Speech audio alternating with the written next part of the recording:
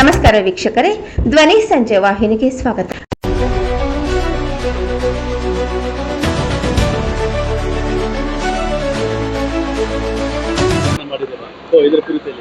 ಇವತ್ತು NEET exam ಇದು ಏನು ಪರಿಸ್ಥಿತಿ ನಡೆದಿದೆ ನಮ್ಮ ಮಕ್ಕಳ ಮೇಲೆ, ಅದಕ್ಕೋಸ್ಕರ ನಾವು ಎಲ್ಲರೂ ಇಲ್ಲಿ ಇಷ್ಟು ಸಾವಿರಾರು ಜನರು ಸೇರಿ ಹೋರಾಟ ಮಾಡಿದ್ದೇವೆ.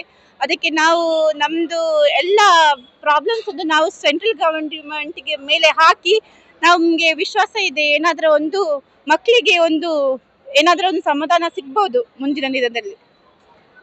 ಮತ್ತೆ ಇದು ಮುಂದಿನ ಹೋರಾಟ ನಿಮಗೆ ಯಾವ ತರ ಇರ್ತದೆ? ಇವರು ಕ್ರಮ ಕೈಗೊಳ್ಳಿಲ್ಲ ಅಂದ್ರೆ ಸರ್ಕಾರ ಮುಂದಿನ ಕ್ರಮ ಯಾವ ತರ ನೀವು ಇದು ಮಾಡ್ತೀರಿ? ಏನಾದ್ರೂ ನಾವು ಮಾಡ್ಬೇಕು. ಯಾಕೆಂದ್ರೆ ಮಕ್ಕಳ ಪರಿಸ್ಥಿತಿ ನೋಡುವಾಗ ತುಂಬಾ ಮಕ್ಕಳು ಡಿಪ್ರೆಷನ್ಗೆ ಹೋಗ್ತಾ ಇದ್ದಾರೆ. ಮತ್ತೆ ಇಷ್ಟು ಅವ್ರದ್ದು ಕನಸು ನೆನಸು ಎಲ್ಲ ಎಲ್ಲಿ ಆಗಿದೆ. ಮತ್ತೆ ಅವರು ಪೇರೆಂಟ್ಸ್ ಮಾಡಿದ ಇಷ್ಟು ಕಷ್ಟಗಳನ್ನು ಅದಕ್ಕೆ ಎಲ್ಲಿಯಾದ್ರೆ ಒಂದು ಮುಟ್ಬೇಕಲ್ಲ ಅವರು. ಈ ಸೆಂಟ್ರಲ್ ಗವರ್ಮೆಂಟ್ ರಾಂಗ್ ಗವರ್ಮೆಂಟ್ಸ್ ನ ಕಾರಣ ನಮ್ಮ ಮಕ್ಕಳು ಈ ತರ ಪರಿಸ್ಥಿತಿಗೆ ಬಿದ್ದಿದ್ದೇವೆ. ನನ್ಗೆ ಅವರ ವಿಷಯ ನೋಡುವಾಗ ಹೇಗೆ ಅನಿಸ್ತಾ ಇದೆ ಗೊತ್ತಾ?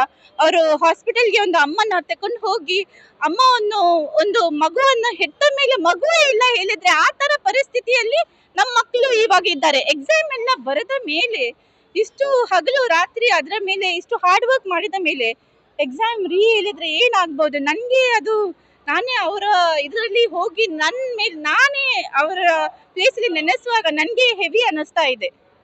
ಮೇನ್ ಈಗ ಈ ಸ್ಕ್ಯಾಮ್ ಆಗಕ್ಕೆ ಕಾರಣ ಏನಂತ ನೀವು ಸೆಂಟ್ರಲ್ ಗವರ್ಮೆಂಟ್ ರಾಂಗ್ ಗವರ್ಮೆಂಟ್ಸ್, ಅವ್ರದ್ದು ಆಸೆ, ಹಣದ ಮೇಲೆ ಆಸೆ, ರಾಂಗ್ ಗವರ್ಮೆಂಟ್ಸ್ ಇದು ಮೇಲೆ ಕಾರಣ. ನಮ್ಮ ಮೋದಿ ಸರ್ಕಾರ ಇದ ಮೇಲೆ ಏನಾದರೂ ತುಂಬಾ ದೊಡ್ಡ ಆಕ್ಷನ್ ತೆಗಿಬೇಕು. ಯಾಕೆಂದ್ರೆ 22 ಲಕ್ಷ ಮಕ್ಕಳ ಕನಸು ಎಲ್ಲಿ ಆಗಿ ಬಿಟ್ಟಿದೆ.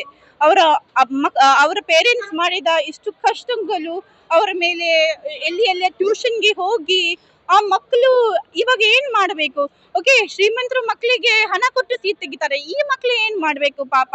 ಅದಕ್ಕೆ ನಾವು ಎಲ್ಲರೂ ಇಷ್ಟು ಜನ ಇವತ್ತು ಸೇರಿ ನಮ್ದು ಎಲ್ಲ ಕೆಲಸವನ್ನು ಬಿಟ್ಟು ಮಕ್ಕಳಿಗೋಸ್ಕರ ಸೇರಿದ್ದೇವೆ. ಯಾಕೆಂದ್ರೆ ನನ್ನ ಖಾಲಿ ಅದು ಯೋಚಿಸುವಾಗ ಆ ಹಾಸ್ಪಿಟಲ್ ಅಮ್ಮ ಹೆತ್ತ ಮೇಲೆ ಮಗು ಇಲ್ಲ, ಆ ತರ ಒಂದು ಭಾವನೆ ಮೇಲೆ ನಾವೆಲ್ಲ ಕಾಂಗ್ರೆಸ್ ಎಲ್ಲ ಯೂತ್ ಕಾಂಗ್ರೆಸ್ ಎಲ್ಲ ಮುಖಂಡರು, ಎಲ್ಲರೂ ಕಾರ್ಯಕರ್ತರು ಎಲ್ಲ ಬಂದಿದ್ದಾರೆ. ಯಾಕೆ? ಆ ಮಕ್ಕಳಿಗೆ ಸಪೋರ್ಟ್ ಮಾಡ್ಲಿಕ್ಕೆ.